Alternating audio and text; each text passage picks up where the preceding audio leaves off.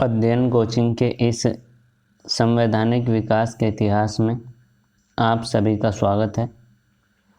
आज का हमारा विषय है अगस्त प्रस्ताव 1940, क्रिप्स मिशन 1942, भारत छोड़ो आंदोलन 1942 और शिमला सम्मेलन। देखिए, आज हम सबसे पहले अगस्त प्रस्ताव पढ़ेंगे।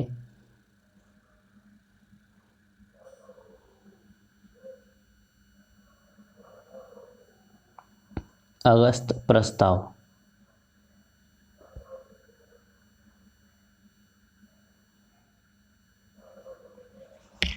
पहले अगस्त प्रस्ताव की पृष्ठभूमि को देखते हैं। अगस्त प्रस्ताव 1940, इसकी पृष्ठभूमि को देखते हैं।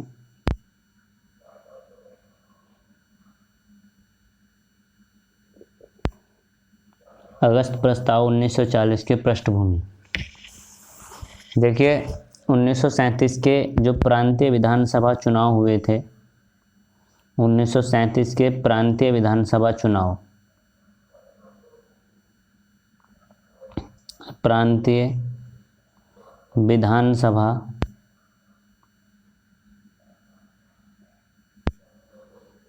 उन्नीस के प्रांतीय विधानसभा चुनाव 11 राज्यों में हुए थे, 11 प्रांतों में, जिनमें से 8 प्रांतों में कांग्रेस ने अपनी सरकार बनाई थी। 8 प्रांतों में कांग्रेस ने अपनी सरकार बनाई थी। 1937 के प्रांतीय चुनाव में कांग्रेस का चुनाव चिन्ह था पीला बक्सा। कांग्रेस का चुनाव चिन्ह, कांग्रेस का चुनाव चिन्ह था पीला बक्सा।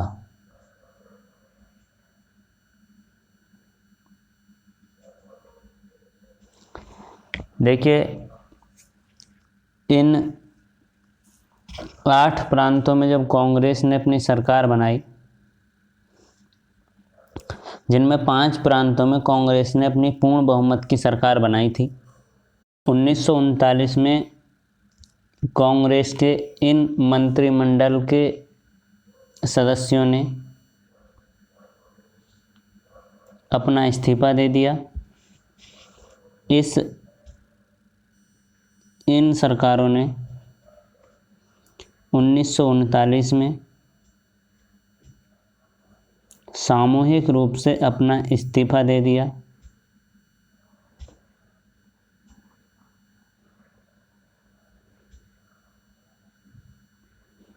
देखिए, इस्तीफा देने के जो कारण थे, इस्तीफा देने के 2 कारण थे। एक तो यह कारण था कि बिना कांग्रेस की सहमति के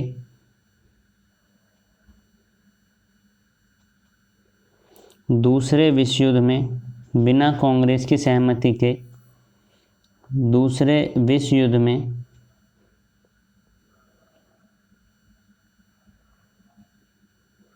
भारत को शामिल किया जाना,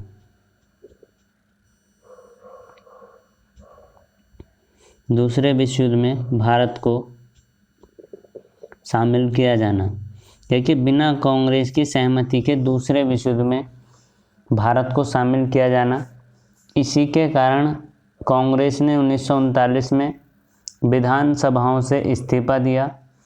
और दूसरा कारण था कि जो कांग्रेस युद्ध के उपरांत, यानी कि इस विश्व युद्ध के उपरांत, दूसरे विश्व युद्ध के उपरांत जो पूर्ण स्वराज या स्वतंत्रता की मांग कर रहे थे, उस स्वतंत्रता की मांग को नज़रअंदाज किया गया या उसकी उपेक्षा की गई। इसलिए जो कांग्रेस थी, कांग्रेस ने अपना इस्तीफा दिया। और कांग्रेस के इस्तीफा देने के बाद यहाँ 22 दिसंबर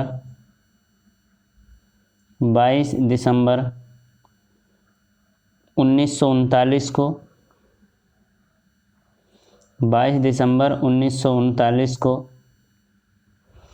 मुस्लिम लीग ने 22 दिसंबर 1939 को मुस्लिम लीग ने मुक्ति दिवस मनाया। मुक्ति दिवस मनाया। देखिए, इस मुक्ति दिवस को मनाने में डॉक्टर भीमराव अंबेडकर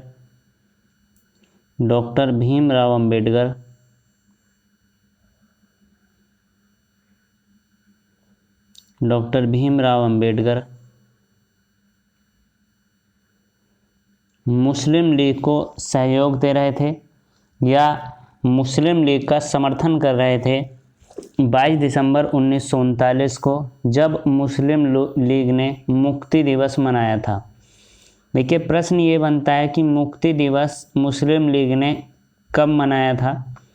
जब कांग्रेस ने अपने जो राज्य प्रांतीय विधानसभा के चुनाव थे उनसे जब अपना इस्तीफा दिया, तो उस इस्तीफा देने के बाद मुस्लिम लीग ने मुक्ति दिवस मनाया 22 दिसंबर 1939 को। डॉक्टर भीमराव अंबेडकर जी ने इसका समर्थन किया। अब हम अगस्त प्रस्ताव देखते हैं। अगस्त प्रस्ताव था क्या? देखिए, पृष्ठभूमि हमारी एक तैयार हो गई, पृष्ठभूमि। अब इसके बाद देखते हैं। देखिए, जब कांग्रेस के मंत्रिमंडल ने अपना इस्तीफा दे दिया, जब ये इस्तीफा कांग्रेस के मंत्रिमंडल का हो गया, उसके बाद भारत में एक संवैधानिक संकट खड़ा हो गया। एक संवैधानिक संकट खड़ा हो गया। देखिए, संवैधानिक संकट खड़ा होना स्वाभाविक था। स्वाभाविक इसलिए था कि 1935 के जो भारत सरकार अधिनियम था, उसके अंतर्गत भारत में प्रांतों को स्वायत्तता दी गई थी, या प्रांतों को कार्य करने की जो क्षमताएं थी वो ज़्यादा दी गई थी, और राज्यों के अंदर चुनाव हुए, और उसी के बाद प्रांतों से जो सरकारें थी, प्रांतों की सरकारों ने अपना इस्तीफा दिया। तो एक संवैधानिक संकट खड़ा हो गया। और एक तो कारण ये था अगस्त प्रस्ताव 1940 का, कि एक तो कांग्रेस के मंत्रिमंडलों से इस्तीफा देने के कारण भारत में संवैधानिक संकट उत्पन्न हो गया। संवैधानिक संकट उत्पन्न होना। दूसरा यहाँ मुख्य कारण था ब्रिटिश को, यानी कि अंग्रेजों को, ब्रिटिश को दूसरे विश्व युद्ध में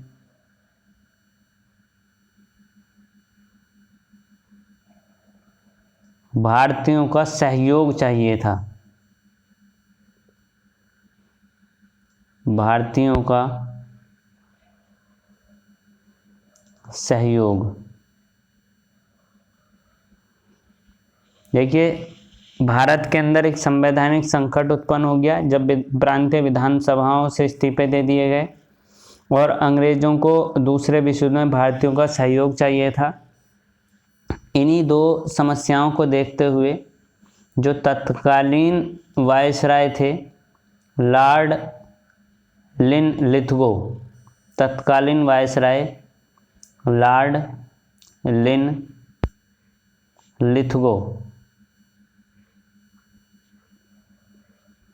देखिए, लॉर्ड लिनलिथगो ने या इनके माध्यम से ब्रिटिश गवर्नमेंट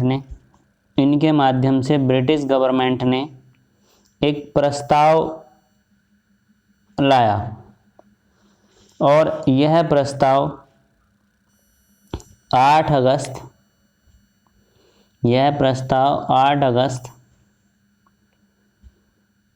1940 को लाया गया था। 8 अगस्त 1940 को यह प्रस्ताव लाया गया था, और 8 अगस्त 1940 को प्रस्ताव लाने की वजह से ही इसको अगस्त प्रस्ताव कहते हैं। इसको अगस्त प्रस्ताव इसीलिए कहा जाता है क्योंकि यह 8 अगस्त 1940 को लाया गया था। देखिए, लॉर्ड लिनलिथगो के माध्यम से अगस्त प्रस्ताव को प्रस्तुत किया गया। इस प्रस्ताव को प्रस्तुत किया गया और इस प्रस्ताव में क्या कहा गया, इस प्रस्ताव में कहा क्या गया, उसको हम देखने का प्रयास करते हैं। देखिए,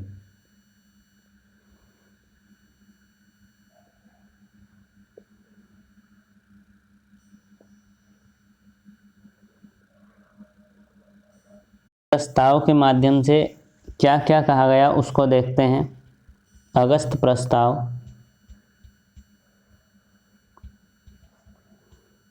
अगस्त प्रस्ताव 1940, इसमें क्या कहा गया? देखिए, पहला ये कहा गया कि गवर्नर जनरल की कार्यकारिणी में और अधिक संख्या में भारतीयों को शामिल किया जाएगा। गवर्नर जनरल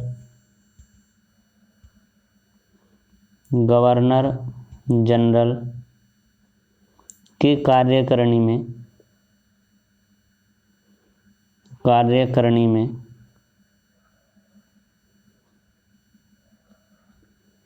और अधिक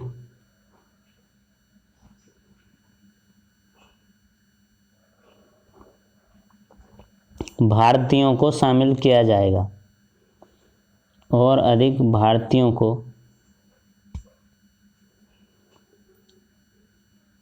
शामिल किया जाएगा।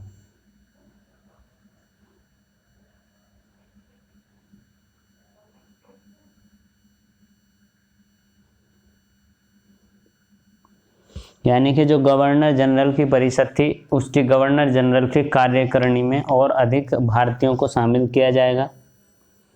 दूसरा, इसके माध्यम से ये कहा गया कि एक युद्ध सलाहकार परिषद का गठन किया जाएगा। एक युद्ध सलाहकार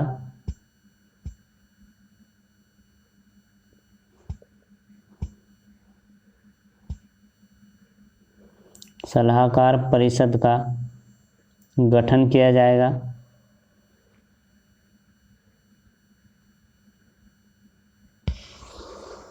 फिर तीसरा, इसमें यह कहा गया अगस्त प्रस्ताव में कि भारत का संविधान बनाना भारतीयों का अपना अधिकार है। भारतीयों का या भारत का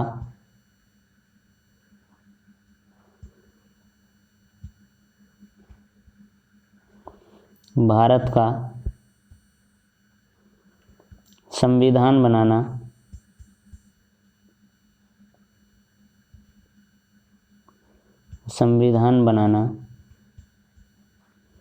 भारतीयों का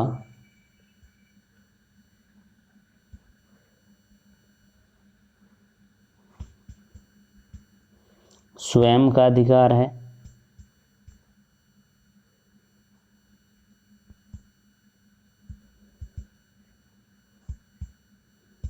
संविधान बनाना भारतीयों का स्वयं का अधिकार है। और युद्ध की समाप्ति के बाद, और यानी कि दूसरे विश्व युद्ध, और युद्ध की समाप्ति के बाद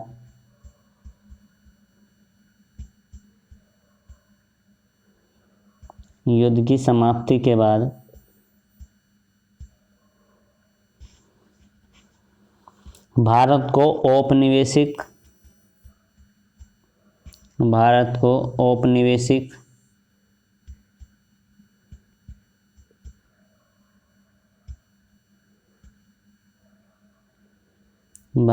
औपनिवेशिक स्वराज स्थापित किया जाएगा।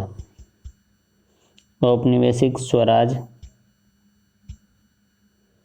स्थापित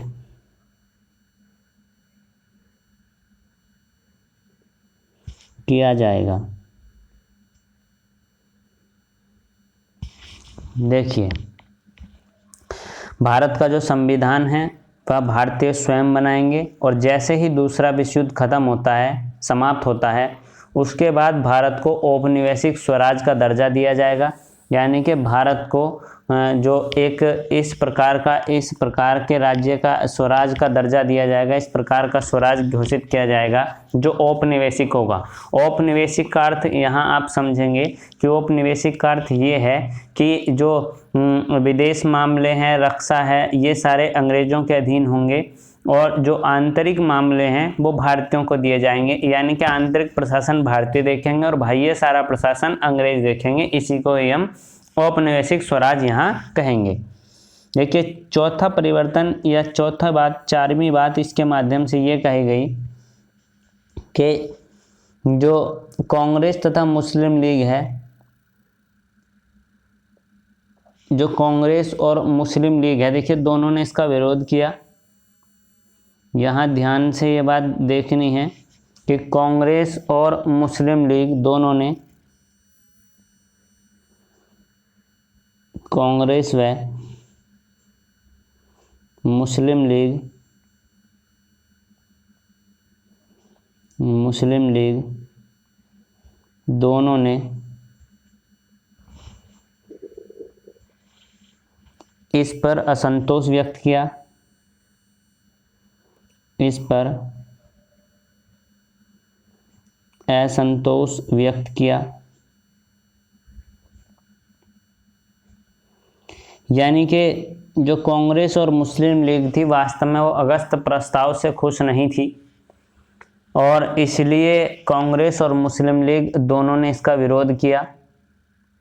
क्योंकि कांग्रेस का जो उद्देश्य था, कांग्रेस का उद्देश्य स्वराज स्थापित करना नहीं था। अब कांग्रेस का जो उद्देश्य हो गया था, अब कांग्रेस का उद्देश्य बदल गया था, और अब कांग्रेस का उद्देश्य पूर्ण स्वतंत्रता हो गया था, पूर्ण स्वतंत्रता। अब कांग्रेस पूर्ण स्वतंत्रता से कम किसी भी बात पर समझौता नहीं करना चाहती थी, और मुस्लिम लीग का जो उद्देश्य था, अब मुस्लिम लीग का उद्देश्य बिल्कुल स्पष्ट था कि मुस्लिम लीग भारत विभाजन की मांग पर अड़ी हुई थी, और ये भारत विभाजन के पक्ष में थी। भारत विभाजन इनकी प्राथमिकता थी मुस्लिम लीग की।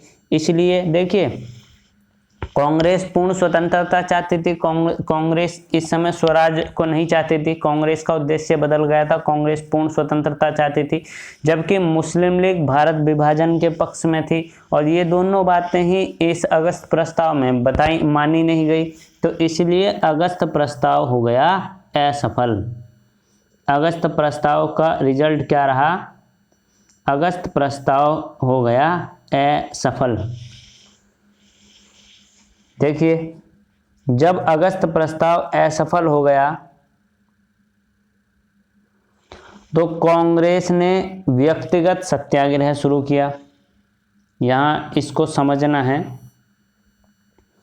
देखिए एक बार इसको समझ लेते हैं अगस्त प्रस्ताव को। अगस्त प्रस्ताव में यह कहा गया कि गवर्नर जनरल की कार्यकारिणी में भारतीयों को और अधिक भारतीयों को शामिल किया जाएगा। एक युद्ध सलाहकार परिषद का गठन किया जाएगा।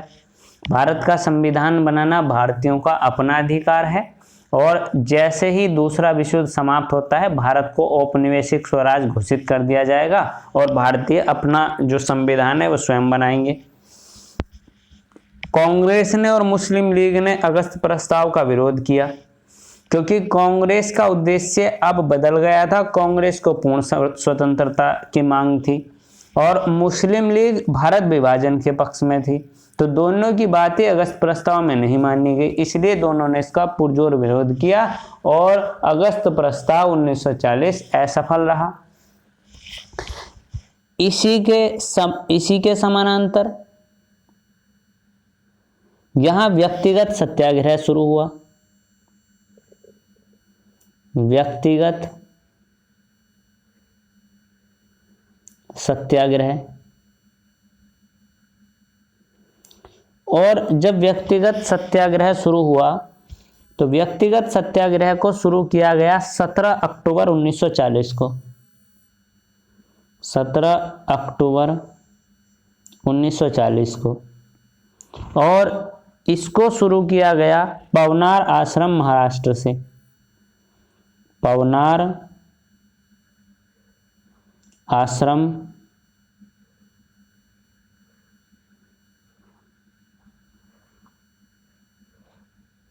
महाराष्ट्र।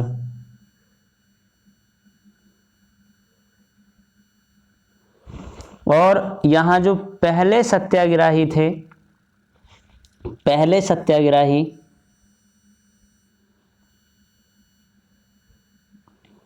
प्रथम सत्याग्रही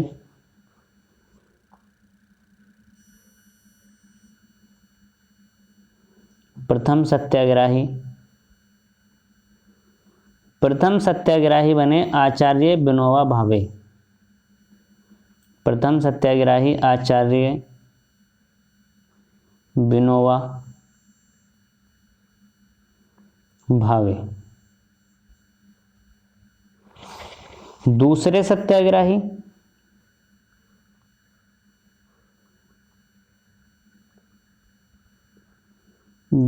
सत्याग्रही बने पंडित जवाहरलाल नेहरू। जवाहरलाल नेहरू। देखिए, व्यक्तिगत सत्याग्रह 17 अक्टूबर 1940 को प्रारंभ हुआ पवनार आश्रम महाराष्ट्र से। पहले सत्याग्रही आचार्य विनोबा भावे और दूसरे सत्याग्रही पंडित जवाहरलाल नेहरू बने। देखिए, ये जो व्यक्तिगत सत्याग्रह था, व्यक्तिगत सत्याग्रह का एक अन्य नाम और था। व्यक्तिगत सत्याग्रह का दूसरा नाम था दिल्ली चलो आंदोलन। व्यक्तिगत सत्याग्रह का दूसरा नाम था दिल्ली चलो आंदोलन। तो प्रश्न ये बनता है कि दिल्ली चलो आंदोलन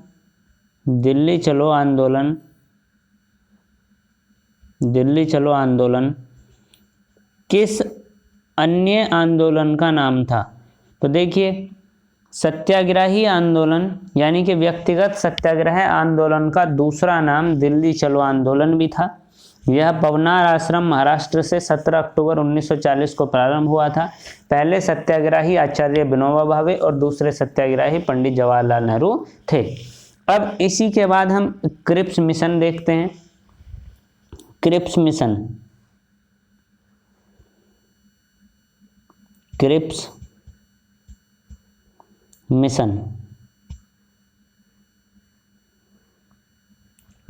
क्रिप्स मिशन 1942।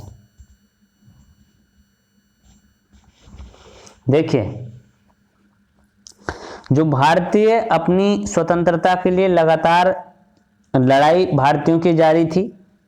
दूसरे विश्व युद्ध में जापान की शक्ति बढ़ रही थी। दूसरे विश्व युद्ध में जापान लगातार बढ़ रहा था। जापान की पावर बढ़ रही थी, यानी कि जापान की शक्ति बढ़ रही थी। तो भारत का जो स्थिति थी, भारत की स्थिति पर अंतर्राष्ट्रीय जगत का ध्यान भारत की ओर गया। देखिए, अंतर्राष्ट्रीय जगत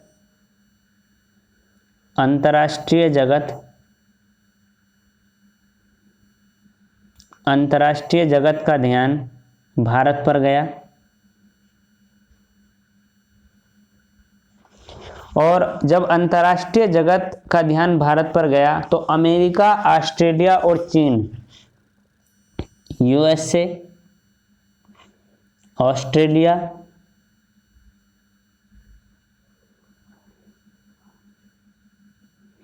और चीन, अमेरिका, ऑस्ट्रेलिया और चीन ने ब्रिटेन पर दबाव बनाना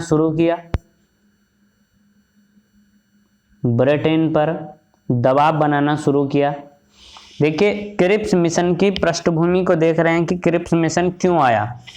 दूसरा विश्व युद्ध, सेकेंड वर्ल्ड वॉर में, दूसरे विश्व युद्ध में, सेकेंड वर्ल्ड वॉर में जापान की स्थिति बढ़ती जा रही थी। उसी को देखते हुए अंतर्राष्ट्रीय जगत का ध्यान यानी कि यूएसए, ऑस्ट्रेलिया और चीन, अमेरिका, चीन, ऑस्ट्रेलिया का ध्यान भारत की ओर गया। और इन देशों ने ब्रिटेन पर एक दबाव बनाना शुरू किया कि अब भारत को आज़ाद कर देना चाहिए और अब भारतीयों की मांग को और ज़्यादा नहीं टाला जा सकता। तो जो वहाँ के तत्कालीन जो ब्रिटिश प्रधानमंत्री थे, तत्कालीन ब्रिटिश प्रधानमंत्री, उस समय के ब्रिटिश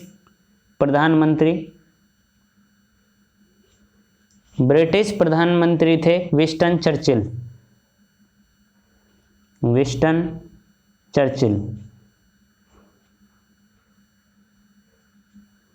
और विंस्टन चर्चिल ने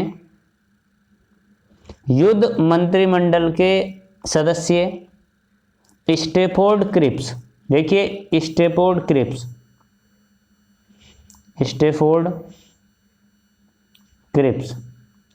उस समय पर स्टैफोर्ड क्रिप्स युद्ध मंत्रिमंडल के सदस्य हुआ करते थे। युद्ध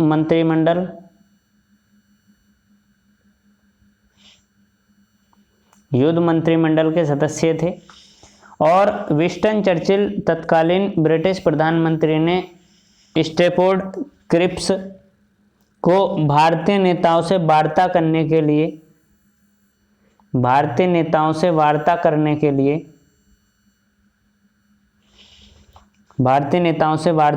लिए 23 मार्च 1942 को दिल्ली भेज दिया। स्टैफोर्ड क्रिप्स को 23 मार्च 1942 को दिल्ली भेज दिया।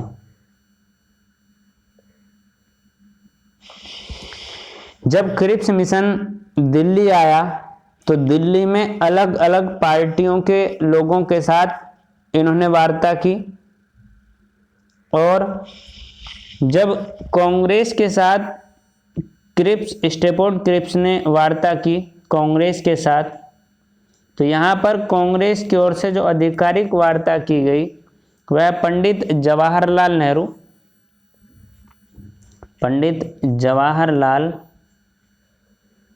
नेहरू और मौलाना अबुल कलाम आज़ाद, यानी कि मौलाना आज़ाद के द्वारा क्रिप्स मिशन यानी कि स्टैफोर्ड क्रिप्स से आधिकारिक तौर पर कांग्रेस की ओर से वार्ता हुई। देखिए 30 मार्च 1942 को, यहाँ देखिए 23 मार्च 1942 को यह मिशन आया था। 23 मार्च 1942 को यह मिशन दिल्ली आया और 30 मार्च 1942 को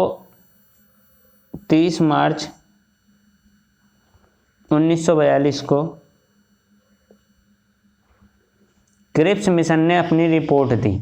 30 मार्च 1942 को क्रिप्स मिशन ने अपनी रिपोर्ट दी और इसके अंतर्गत क्या कहा गया क्रिप्स मिशन के, उसको हम पढ़ने का प्रयास करते हैं, देखते हैं।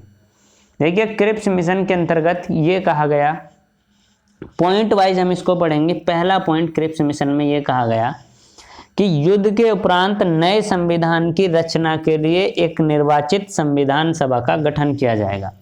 यानी कि युद्ध के बाद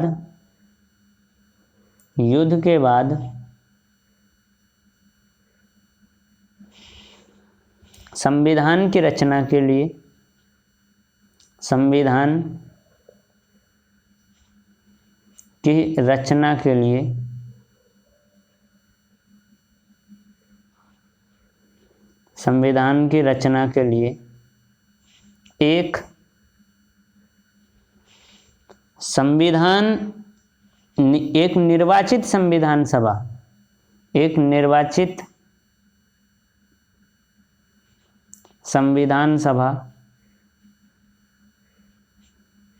एक निर्वाचित संविधान सभा का गठन किया जाएगा। संविधान सभा का गठन किया जाएगा। देखिए क्रिप्स मिशन में ये कहा गया कि युद्ध जैसे ही समाप्त होगा उसके बाद एक संविधान सभा की रचना करने के लिए, संविधान बनाने के लिए एक निर्वाचित संविधान सभा का गठन किया जाएगा, एक निर्वाचित संविधान सभा बनाई जाएगी। दूसरा पॉइंट यहाँ ये कहा गया कि प्रांतों को संविधान को स्वीकार करने या अपने अलग संविधान का निर्माण करने की स्वतंत्रता होगी। देखिए, प्रांतों को यहाँ स्वतंत्र दिया गया, प्रांतों को यहाँ स्वतंत्र किया गया कि या तो वे अपना अलग संविधान बना लें, प्रांत या तो अपना अलग संविधान बना लें या इस केंद्रीय संविधान में शामिल हो जाएं। देखिए, प्रांतों को यहाँ दो ऑप्शन दिए गए कि या तो वे अपना अलग संविधान बना लें, या तो प्रांत अपना अलग संविधान बना लें, या प्रांत जो है वो केंद्रीय संविधान के साथ या केंद्रीय संविधान को स्वीकार कर लें और केंद्रीय संविधान के साथ सम्मिलित हो जाएं। तीसरा बिंदु यहाँ ये कहा गया, देखिए तीसरा पॉइंट यहाँ ये कहा गया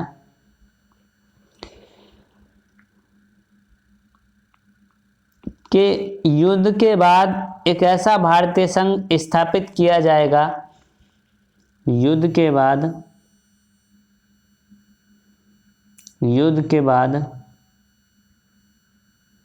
एक ऐसा संघ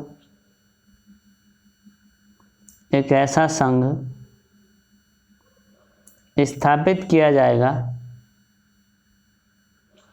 एक ऐसा संघ स्थापित किया जाएगा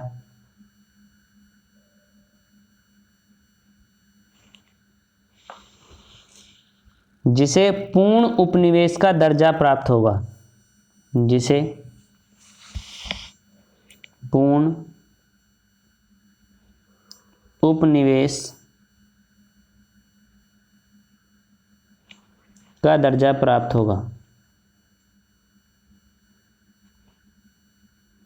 यानी कि युद्ध के उपरांत जो संघ बनाया जाएगा उस संघ को पूर्ण उपनिवेश का दर्जा दिया जाएगा। और चौथा बिंदु यहाँ ये कहा गया कि मुस्लिम लीग को भारतीय संघ को स्वीकार करने अथवा न करने की स्वतंत्रता होगी। मुस्लिम लीग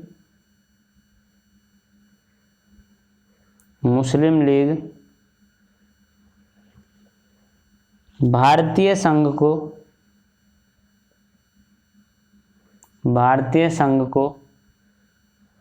या तो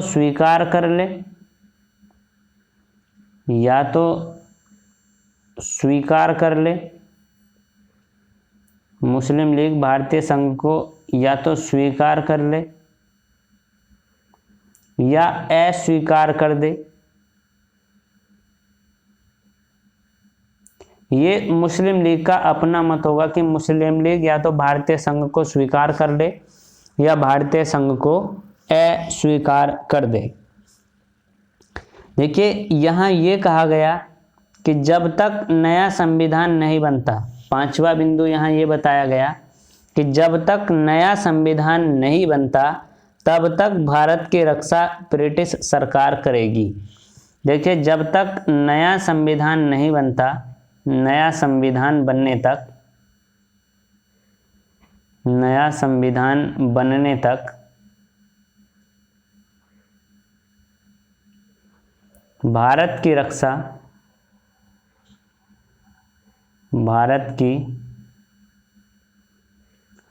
का दायित्व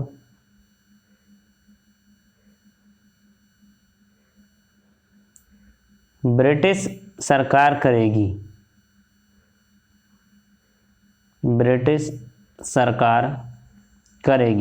देखिए, जब तक नया संविधान नहीं बन जाता तब तक भारत की रक्षा की जो जिम्मेदारी होगी वो ब्रिटिश गवर्नमेंट की होगी या ब्रिटिश सरकार की होगी। देखिए, इस प्रस्ताव को ना तो मुस्लिम लीग ने स्वीकार किया और ना ही इस प्रस्ताव को कांग्रेस ने स्वीकार किया। इस प्रस्ताव को अस्वीकार कर दिया गया और इस प्रस्ताव को अस्वीकार करने के कारण क्या थे उन पर हम चर्चा करते हैं। देखिए, इस प्रस्ताव को अस्वीकार करने के कारण देखते हैं और सबसे पहले हम मुस्लिम लीग का कारण देखते हैं कि मुस्लिम लीग ने क्रिप्स मिशन को क्यों मंजूर नहीं किया या क्यों इसको नहीं माना। मुस्लिम लीग देखिए, मुस्लिम लीग ने इसलिए इस प्रस्ताव को ठुकरा दिया क्योंकि मुस्लिम लीग सांप्रदायिक आधार पर सांप्रदायिक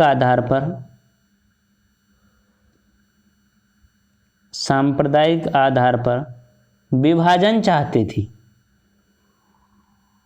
मुस्लिम लीग का ये मानना था कि अगर विभाजन हो तो विभाजन सांप्रदायिक आधार पर हो, और क्रिप्स मिशन में इस सांप्रदायिक आधार पर विभाजन को नामंजूर कर दिया गया। नामंजूर इसको कर दिया गया क्रिप्स मिशन में। तो क्रिप्स मिशन में मुस्लिम लीग की जो सांप्रदायिक आधार पर विभाजन की बात थी उसको अस्वीकार कर दिया, इसलिए मुस्लिम लीग इसके विरोध में हो गई और मुस्लिम लीग ने इसको स्वीकार करने से मना कर दिया। अब कांग्रेस को देखते हैं कि कांग्रेस ने इसको क्यों अस्वीकार किया। देखिए, कांग्रेस ने इसको अस्वीकार इसलिए किया क्योंकि कांग्रेस भारत को टुकड़ों में नहीं बांटना चाहती थी। भारत को टुकड़ों में नहीं बांटना चाहती थी। देखिए, ये कहा गया कि प्रांतों का अपना अलग संविधान होगा, तो प्रांत तो स्वतंत्र हो गए। ये कहा गया कि जो मुस्लिम लीग है वह भारतीय संघ में शामिल हो या ना हो ये उसकी अपनी मर्जी है, तो भारत के टुकड़े हो गए। और कांग्रेस इस पक्ष में बिल्कुल भी नहीं थी कि भारत के टुकड़े हों। तो यहाँ जो भारत के टुकड़ों की संभावनाएं थी वो बहुत ज़्यादा बन रही थी, इसलिए कांग्रेस ने इसका विरोध किया। अब क्रिप्स मिशन के संबंध में हम कुछ लोगों के वक्तव्य देखते हैं कि जो लोग थे उन्होंने क्रिप्स मिशन के संबंध में क्या कहा। सबसे पहले हम गांधी जी का वर्डिक्ट देखते हैं। गांधी जी ने क्या कहा क्रिप्स मिशन के संबंध में। देखिए, गांधी जी ने क्या कहा। गांधी जी ने यह कहा कि यह पोस्ट डेटेड चेक है। गांधी जी ने कहा कि यह पोस्ट डेटेड चेक है, यानी कि बाद की तिथि का चेक। बाद की तिथि का चेक। देखिए, बाद की तिथि का चेक का अर्थ यह है कि कब युद्ध विराम होगा, कब संविधान सभा बनेगी, कब भारत को स्वतंत्रता मिलेगी। तो ये तो ऐसा हो गया कि जो ये तो आउटडेटेड यानी कि पोस्ट डेटेड चेक हो गया। अब ऐसा कब होगा, कब क्या होगा, ये तो नहीं कोई जानता था। तो इसलिए गांधी जी ने इसको बाद की तिथि का यानी कि पोस्ट डेटेड चेक कहा और इसकी आलोचना की। देखिए, पंडित जवाहरलाल नेहरू ने क्या कहा था। पंडित नेहरू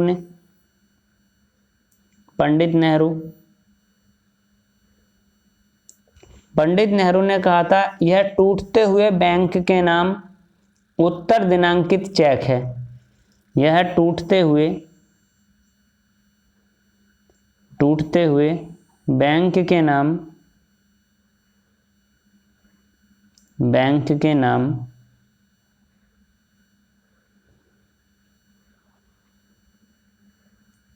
उत्तर दिनांकित चेक है। उत्तर दिनांकित चेक है। एक व्यक्ति का, और यहां देखते हैं हम, पट्टाभी सीतारमैया ने क्या कहा था। पट्टाभी सीतारमैया ने देखिए क्या कहा था। इन्होंने कहा था कि अगस्त प्रस्ताव का परिवर्तित संस्करण है। देखिए, क्रिप्स मिशन को कहा था कि यह अगस्त प्रस्ताव का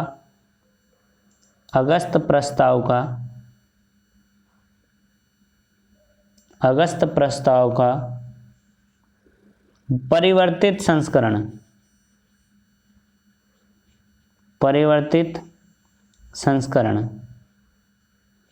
देखिए इन्होंने ये कहा था कि जो अगस्त प्रस्ताव आया था उस अगस्त प्रस्ताव में परिवर्तन करा थोड़ा बहुत, और परिवर्तन करने के बाद ही क्रिप्स मिशन भी वही है।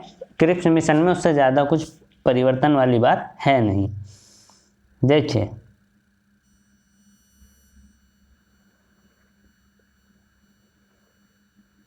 यहाँ क्रिप्स मिशन 1942, अंतर्राष्ट्रीय स्थितियाँ बदली। जापान की बढ़ती हुई शक्ति को देखते हुए अमेरिका, ऑस्ट्रेलिया और चीन ने ब्रिटेन पर दबाव बनाना शुरू किया। ब्रिटेन के प्रधानमंत्री विंस्टन चर्चिल ने युद्ध जो मंत्रिमंडल है उसके एक सदस्य स्टेफोर्ड क्रिप्स को बुलाया, और बुलाने के बाद 23 मार्च 1942 को दिल्ली के लिए भेज दिया। इसी को क्रिप्स मिशन कहा गया। देखिए इन्होंने भारत के अलग अलग राजनीतिक दलों से बात की, और कांग्रेस की ओर से जो वार्ताकार थे वो पंडित जवाहरलाल नेहरू और मौलाना अबुल कलाम आज़ाद थे। इसमें यह कहा गया कि युद्ध के उपरांत जो संविधान सभा का निर्माण किया जाएगा और निर्वाचित संविधान सभा का गठन किया जाएगा जो अपना संविधान बनाएगी। प्रांतों को ये कहा गया कि प्रांत अपना अलग संविधान बना सकते हैं या केंद्रीय संविधान जो भारत का संविधान है उसके साथ शामिल हो सकते हैं। ये कहा गया कि युद्ध के बाद एक ऐसा संघ स्थापित किया जाएगा जिससे पूर्ण उपनिवेश का दर्जा होगा, लेकिन मुस्लिम लीग को इस संघ को स्वीकार करने या स्वीकार करने की छूट दे दी गई। ये कहा गया कि जब तक भारत का नया संविधान नहीं बनता तब तक ब्रिटिश सरकार ही भारत की रक्षा करेगी।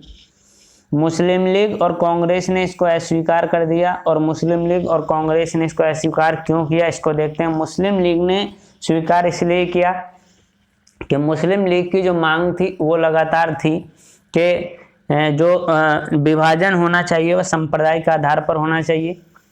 तो इसके क्रिप्स मिशन के अंतर्गत ऐसा था नहीं, जो विभाजन था वह सांप्रदायिक आधार पर नहीं था, तो मुस्लिम लीग ने अस्वीकार कर दिया। कांग्रेस ने इसको इसलिए अस्वीकार कर दिया क्योंकि कांग्रेस नहीं चाहती थी कि भारत के टुकड़े हों। गांधी जी ने इसको बाद की तिथि का चेक बताया। पंडित जवाहरलाल नेहरू ने इसको टूटते हुए बैंक की बाद की तिथि का चेक बताया, और पट्टाभी सीतारामैया ने इसको अगस्त जो प्रस्ताव था उसका परिवर्तित संस्करण बताया। उससे ज़्यादा और ये कुछ था नहीं। अब हमारा नया विषय, नया टॉपिक है भारत छोड़ो आंदोलन 1942। भारत छोड़ो आंदोलन 1942। भारत छोड़ो आंदोलन 1942। देखिए भारत छोड़ो आंदोलन 1942 में जब क्रिप्स मिशन असफल हो गया, क्रिप्स मिशन विफल हो गया, उसके बाद कांग्रेस को ये विश्वास हो गया कि ब्रिटेन की जो सरकार है, ब्रिटिश सरकार है, उससे किसी भी प्रकार की उम्मीद रखनी व्यर्थ है। देखिए क्रिप्स मिशन हुआ असफल, क्रिप्स मिशन हुआ असफल। कांग्रेस ने ये सोचा, या कांग्रेस को ये विश्वास हो गया कि ब्रिटिश सरकार से किसी भी प्रकार की उम्मीद रखना व्यर्थ है। और इसी क्रम में 14 अप्रैल 1942, 14 अप्रैल 1942, देखिए 14 अप्रैल 1942 को वर्धा में कांग्रेस कार्य समिति की एक बैठक हुई। वर्धा में कांग्रेस कार्य समिति की बैठक, कांग्रेस कार्य समिति की बैठक, कांग्रेस कार्य समिति की एक बैठक हुई। और इस कांग्रेस कार्य समिति की बैठक में 8 अगस्त 1942 को, या 14 अप्रैल 1942 को वर्धा की कांग्रेस कार्य समिति की बैठक में भारत छोड़ो का प्रस्ताव पारित किया गया। भारत छोड़ो, भारत छोड़ो प्रस्ताव पारित, भारत छोड़ो प्रस्ताव पारित। देखिए, भारत छोड़ो आंदोलन 1942 जब क्रिप्स मिशन असफल हो गया तो 14 अप्रैल 1942 को वर्धा में कांग्रेस के कार्य समिति की एक बैठक हुई। इस बैठक में एक प्रस्ताव आया, भारत छोड़ो प्रस्ताव, और इस प्रस्ताव को पारित कर दिया गया। उसी के बाद जब 8 अगस्त 1942 को, इसी क्रम में जब 8 अगस्त 1942 को 8 अगस्त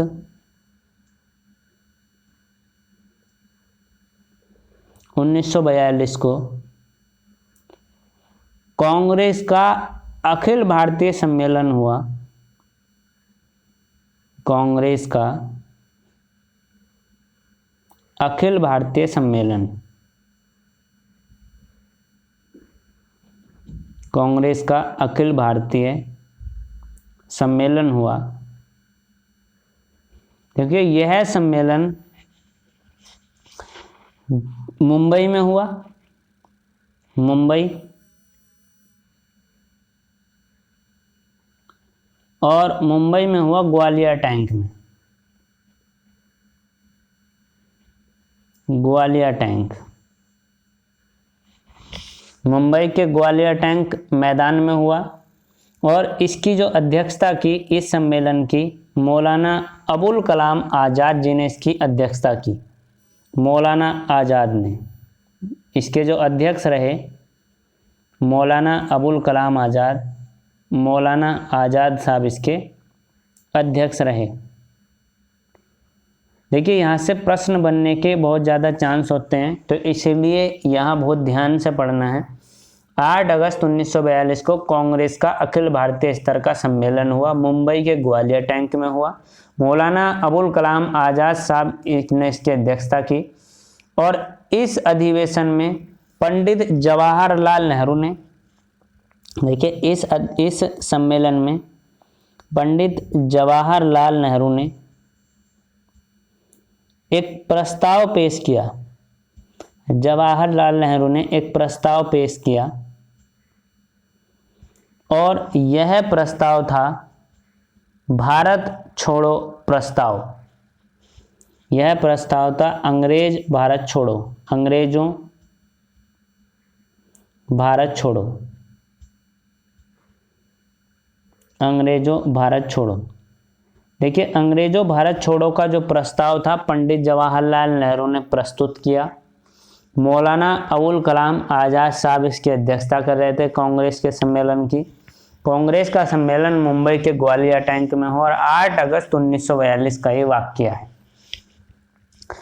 देखिए, जब ये प्रस्ताव लाया गया इस सम्मेलन में, तो कुछ लोगों ने इसका विरोध किया और कुछ लोगों ने इसका समर्थन किया। हम देखते हैं कि विरोध में कौन कौन लोग थे और समर्थन में कौन कौन लोग थे। तो देखिए, सरदार वल्लभ भाई पटेल इसके समर्थन में थे। सरदार वल्लभ भाई पटेल, सरदार वल्लभ भाई पटेल ने भारत छोड़ो आंदोलन के प्रस्ताव का समर्थन किया। और देखिए, इसी भारत छोड़ो आंदोलन के दौरान, भारत छोड़ो आंदोलन के दौरान,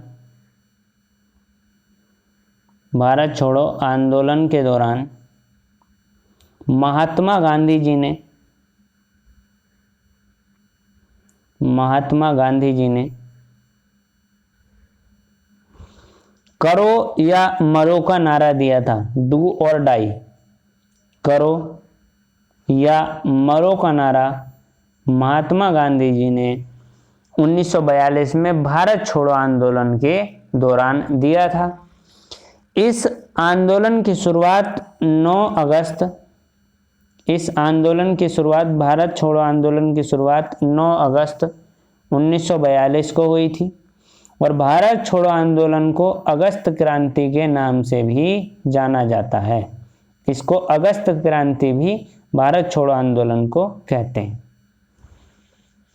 तो प्रश्न ये बनता है कि अगस्त क्रांति किसको कहते हैं? अगस्त क्रांति, भारत छोड़ो आंदोलन को अगस्त क्रांति कहा जाता है। अब देखिए हमारा नया टॉपिक है बेबल योजना। बेबेल योजना, बेबेल योजना। देखिए अक्टूबर 1943 की बात है, अक्टूबर 1943। लॉर्ड लिनलिथगो वायसराय थे, लॉर्ड लिनलिथगो,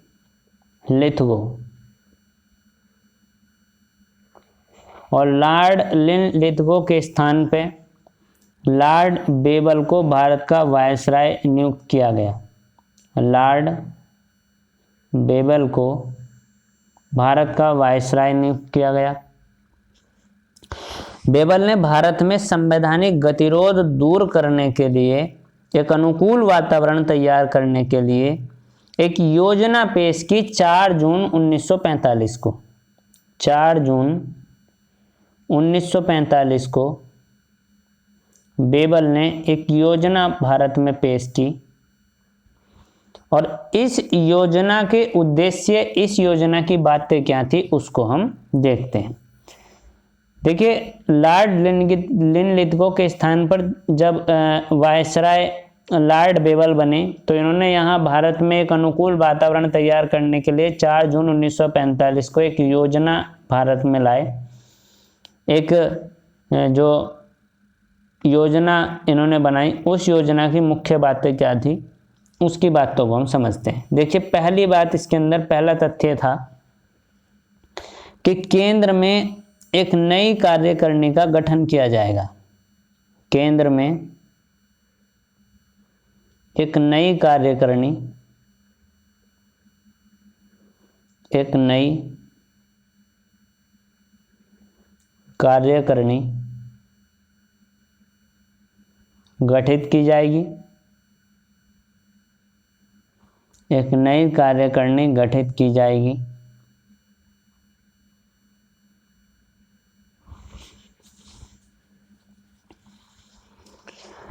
परिषद में वायसराय तथा सैन्य प्रमुख, जो परिषद बनेगी उस परिषद में वायसराय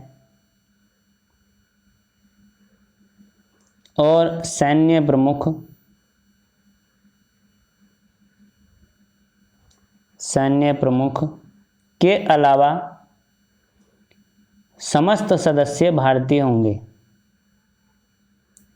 समस्त सदस्य भारतीय होंगे। देखिए बेबल योजना के अंतर्गत पहली बात ये कही गई कि केंद्र में एक नई कार्यकारिणी परिषद बनाई जाएगी और उस कार्यकारिणी में वायसराय और सैन्य प्रमुख को अगर छोड़ दें तो समस्त सदस्य भारतीय होंगे। और जो प्रतिरक्षा विभाग होगा, प्रतिरक्षा यानी कि जो रक्षा विभाग होगा, प्रतिरक्षा विभाग, प्रतिरक्षा विभाग को वायसराय के अधीन रखा जाएगा।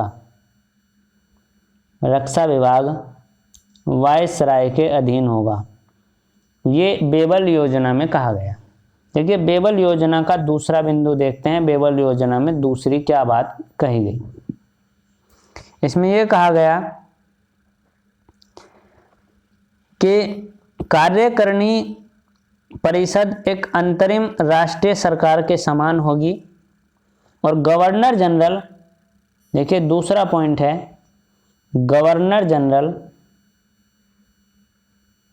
गवर्नर जनरल या वायसराय, गवर्नर जनरल बिना कारण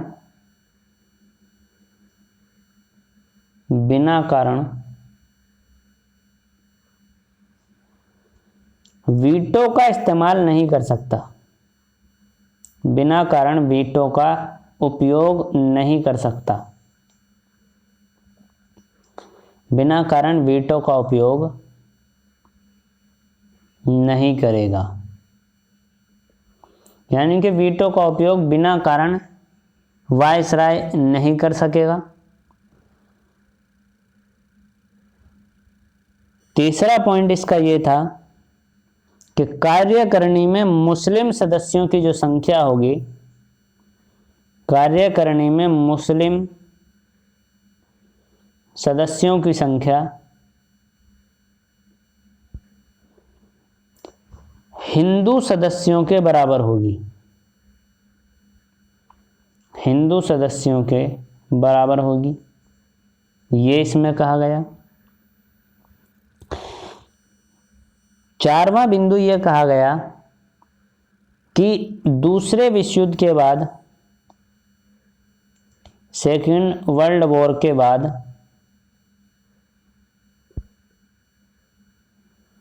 भारतीय अपना संविधान स्वयं बनाएंगे, भारतीय अपना संविधान, भारतीय अपना संविधान स्वयं बनाएंगे। जैसे ही दूसरा विश्व युद्ध समाप्त होगा उसके बाद भारतीय अपना संविधान स्वयं बनाएंगे। और पांचवा तथ्य ये कहा गया कि भारत छोड़ो आंदोलन के दौरान जितने भी नेताओं को गिरफ्तार किया गया है, भारत छोड़ो आंदोलन के दौरान, भारत छोड़ो आंदोलन में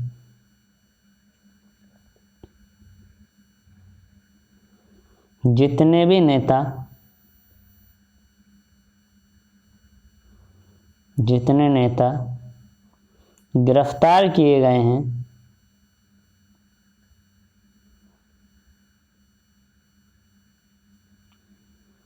उन सभी को रिहा किया जाएगा, उन सभी को रिहा किया जाएगा।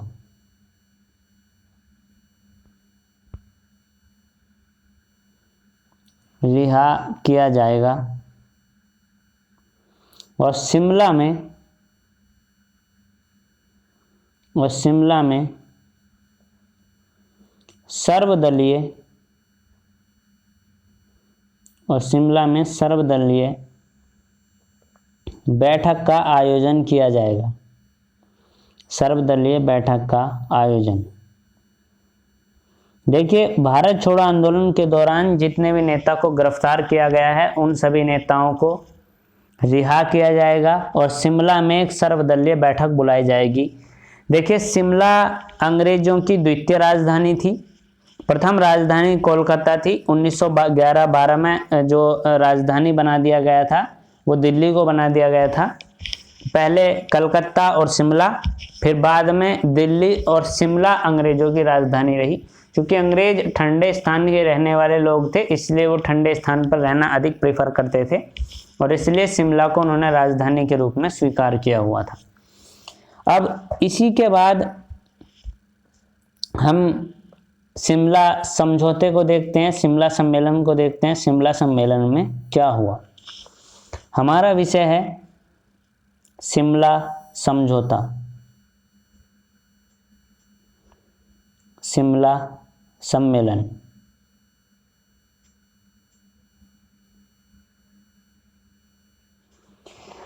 देखिए, शिमला सम्मेलन 25 जून से 14 जुलाई,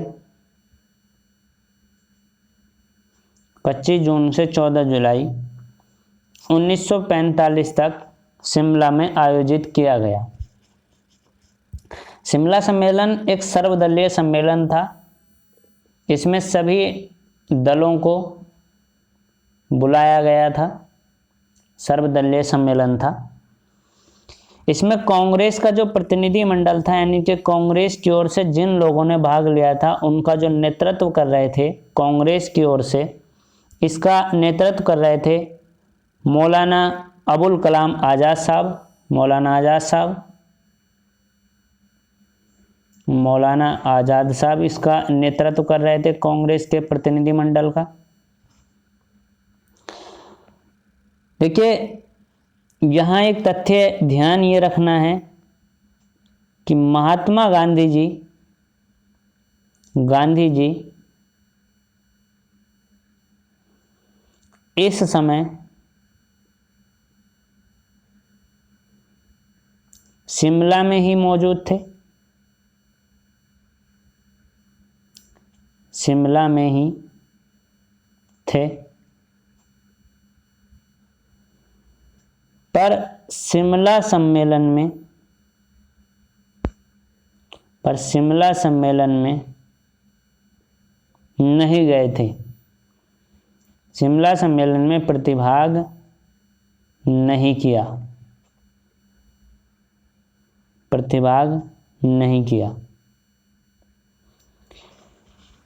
देखिए 25 जून से 14 जुलाई 1945 तक शिमला सम्मेलन चला।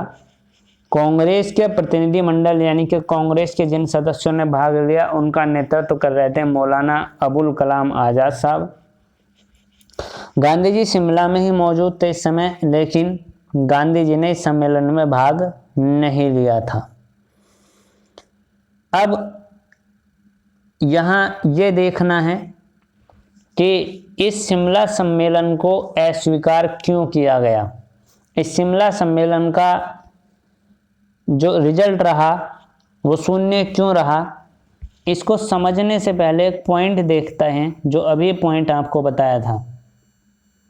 और पॉइंट ये बताया था कि बेबल योजना में ये कहा गया था कि जितने सदस्य मुस्लिम होंगे उतने ही सदस्य हिंदू होंगे। देखिए मुस्लिम सदस्य और हिंदू सदस्य को बराबर संख्या में यहाँ कहा गया। यहाँ किसी को इस बात से कोई प्रॉब्लम नहीं थी कि मुस्लिम सदस्यों को हिंदू सदस्यों के बराबर क्यों रखा गया है। अब समस्या क्या बनी, समस्या समझते हैं। देखिए समस्या ये बनी कि इन मुस्लिमों का जो चयन होगा, इन मुस्लिमों का चयन कौन करेगा। ये मुस्लिम जो गवर्नर जनरल या वायसराय की परिषद में होंगे, हिंदू सदस्यों के बराबर होंगे, इनका चयन कौन करेगा।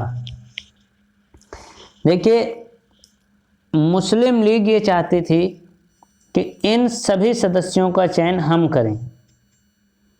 मुस्लिम लीग का ये मानना था कि हम इन सभी सदस्यों का चयन करेंगे, लेकिन कांग्रेस का ये मानना था कि मुस्लिम लीग ही एकमात्र पार्टी नहीं है जिसमें मुस्लिम है, और हमारे तो अध्यक्ष भी मौलाना अबुल कलाम आज़ाद हैं, मुस्लिम अध्यक्ष हैं हमारे तो मुस्लिमों का नेतृत्व तो हम भी करेंगे।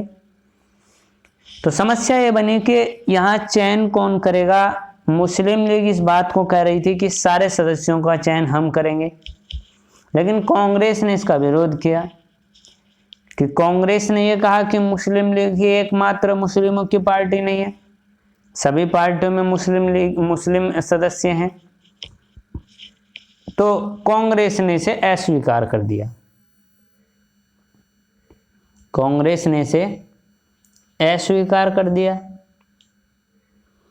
और जब कांग्रेस ने इसे अस्वीकार कर दिया तो 14 जुलाई को वायसराय ने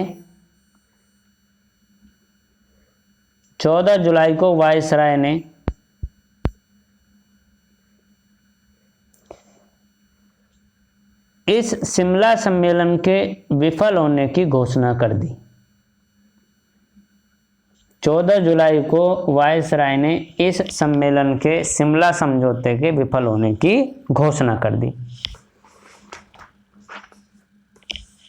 अब यहाँ कुछ प्रश्न हम देख लेंगे। जो प्रश्न 1937 के प्रांतीय चुनाव से संबंधित थे, 1937 के प्रांतीय चुनाव से संबंधित कुछ प्रश्नों को हम देखते हैं। देखिए फरवरी 1937 में 11 प्रांतों में चुनाव कराए गए थे। इनमें से 11 प्रांतों में कुल चुनाव हुए थे। 11 प्रांतों में कुल चुनाव किए गए थे, जिनमें से 5 प्रांतों में कांग्रेस ने पूर्ण बहुमत की सरकार बनाई थी? 5 प्रांतों में कांग्रेस पूर्ण बहुमत से, कांग्रेस पूर्ण बहुमत,